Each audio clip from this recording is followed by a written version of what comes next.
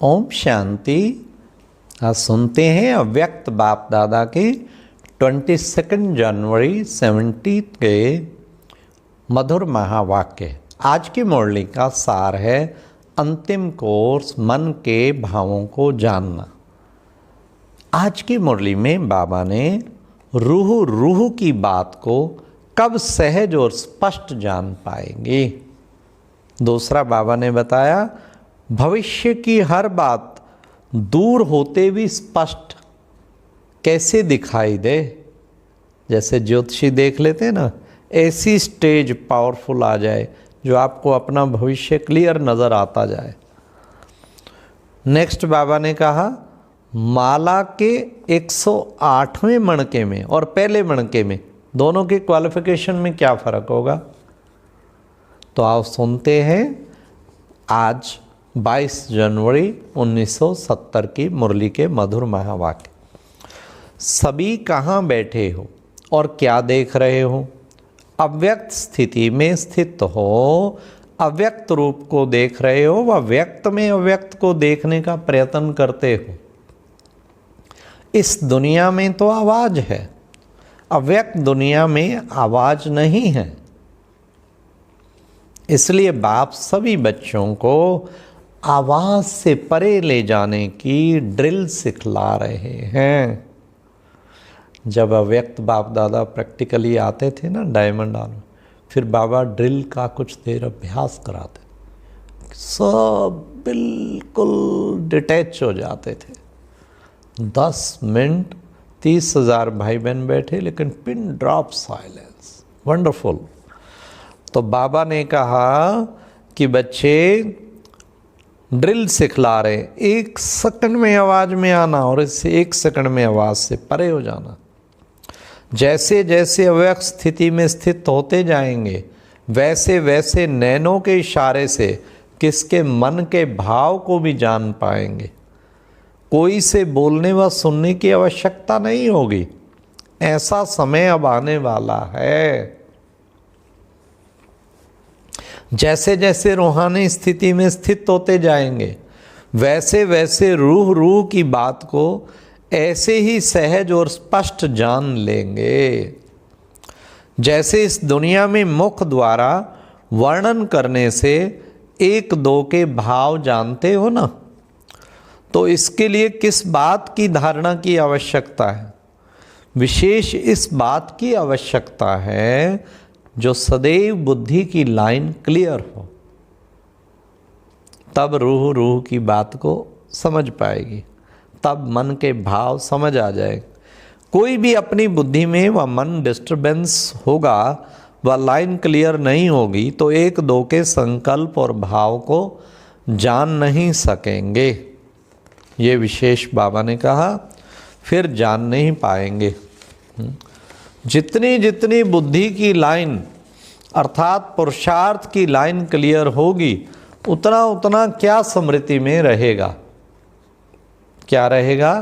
कोई भी बात में उनके सामने भविष्य ऐसा ही स्पष्ट होगा जैसे वर्तमान स्पष्ट होता है। इस रीति से जिनका पुरुषार्थ क्लियर होगा उनको भविष्य की हर बात दूर होते भी नज़दीक दिखाई पड़ेगी। तो उनकी बुद्धि और उनकी दृष्टि टेलीविज़न की भांति सभी बातें स्पष्ट देखेंगी और जानेंगी। मतलब भविष्य में भी चाहे आपके साथ पॉजिटिव बातें आने वाली हैं चाहे नेगेटिव, उसकी टचिंग आ जाएगी पहले से ही। जैसे सब आपको पहले इंट्यूशन टच हो जाएगा। ये योगी आत्मा की सबसे बड़ी एक निशानी है कि उसको टचिंग पावर मिल जाती, गिफ्ट, इंट्यूशन स्वतः होने लग जाती। तो फिर बाबा ने कहा आज के इस मधुर मिलन के मेले में यादगार बाप दादा क्या दे रहे हैं। यादगार, हाँ, कौन सी यादगार दे रहे। एक सौगात की तरह बाबा दे रहे कि सदैव शुभ चिंतक और शुभ चिंतन में रहना। शुभ चिंतन और शुभ चिंतक, ये 2 बातें सदैव याद रखना। कितनी सुंदर 2 बातें। शुभ चिंतन से अपनी स्थिति बना सकेंगे और शुभ चिंतक बनने से अनेक आत्माओं की सेवा करेंगे। कहते हैं ना, आपका शुभ चिंतक शुभ चिंतक दूसरों के लिए होता है, औरों के प्रति जब हम शुभ कामनाएं शुभ भावनाएं रखते हैं, और शुभ चिंतन जो है सब स्थिति के लिए होता है। बाप दादा बच्चों को देखते हैं तो त्रिनेत्री होने से 3 रूपों से देखते हैं। वो कौन से 3 रूप हैं? जैसे आप बच्चे बाप को 3 रूपों से देखते हो ना, वे भी जानते हो, लेकिन बाप बच्चों को 3 रूप से देखते हैं। और वो कौन से 3 रूप हैं? अब सुनिए। एक तो पुरुषार्थी रूप जो अब वर्तमान है सभी का, दूसरा अब संगम का भविष्य जो फरिश्ता रूप, और तीसरा भविष्य देवता रूप। 2 तो भविष्य के और एक अब का पुरुषार्थी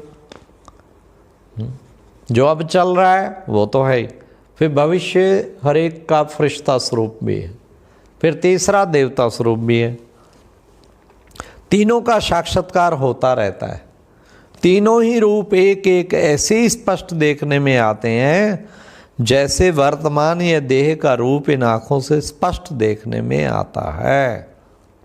बाबा ने आज कितनी गहरी एक बात बताई कि भगवान को तीनों ही सबके स्वरूप एकदम स्पष्ट रहते हैं। फिर बाबा ने कहा तो इन दिव्य नेत्रों व अव्यक्त नेत्रों द्वारा हर एक के तीनों रूप भी इतना ही सहज वर्णन करना होता है क्या? अभी यथा योग्य यथा शक्ति है, यथा योग और यथा शक्ति है, लेकिन कुछ समय बाद यह यथा शक्ति शब्द भी खत्म हो जाएगा और हर एक अपने अपने नंबर प्रमाण संपूर्णता को प्राप्त हो जाएंगे। तो बाप दादा आप सभी के संपूर्ण मुखड़े देखते हैं। संपूर्णता नंबरवार होगी। माला के 108 मणके हैं तो नंबरवार मणका, नंबर 1 मणका और 108वां मणका, दोनों को संपूर्ण कहेंगे कि नहीं कहेंगे? विजयी रतन कहेंगे ना। विजयी रतन अर्थात अपने नंबर प्रमाण संपूर्णता को प्राप्त हो। उसके लिए सारे ड्रामा के अंदर वही संपूर्णता की फर्स्ट स्टेज है। जैसे सतयुग में विश्व महाराजन तो 8वां भी कहलाएगा। सतयुग में विश्व महाराजन तो 8वां भी कहलाएगा, लेकिन फर्स्ट विश्व महाराजन की सृष्टि के संपूर्ण सुख और 8वें के संपूर्णता के सुख में अंतर होगा ना। फिर बाबा ने जो मन में बच्चों के कभी कभी प्रश्न चलता उस पर बताया। सभी समझते हैं कि बाप दादा वतन में पता नहीं क्या बैठे करते रहते होंगे लेकिन सर्विस की स्पीड साकार वतन से वहाँ तेज है। साकार में तो बंधन था ना, कहाँ कहाँ जा सकता था, लेकिन सूक्ष्म वतन में तो सेकंड में अमेरिका जाए, कहीं जाए, अफ्रीका जाए, फट सेकंड में पहुँच जाना बाबा ने। जहाँ सेवा, जहाँ बाबा के बच्चे, तो बाबा ने कहा वहाँ स्पीड बहुत तेज चल रही है सेवा के तो स्पीड साकार वतन में वहाँ तेज है, क्योंकि यहाँ तो साकार तन का भी हिसाब था ना। जैसे इस शरीर को छोड़ना, फिर बाबा ने अब तो इस बंधन से भी मुक्त हैं, अपने प्रति नहीं सर्व आत्माओं के प्रति। जैसे इस शरीर को छोड़ना और शरीर को लेना यह अनुभव सभी को है, वैसे ही जब चाहो तब शरीर का भान बिल्कुल छोड़कर अशरीरी बन जाना और जब चाहो तब शरीर आधार लेकर कर्म करना, यह अनुभव है। बाबा पूछ रहे, जब चाहूँ शरीर छोड़ दूँ, जब चाहूँ सेवार्थ आऊँ। इस अनुभव को अब बढ़ाना है। सदैव यही याद रखो कि अब गए कि गए, अब वापस गए कि गए। हम तो आए हुए ना मुसाफिर, गए कि गए। सिर्फ सर्विस के निमित्त शरीर का आधार लिया हुआ है, लेकिन जैसे ही सर्विस समाप्त हो वैसे ही अपने को एकदम हल्का कर सकते हैं।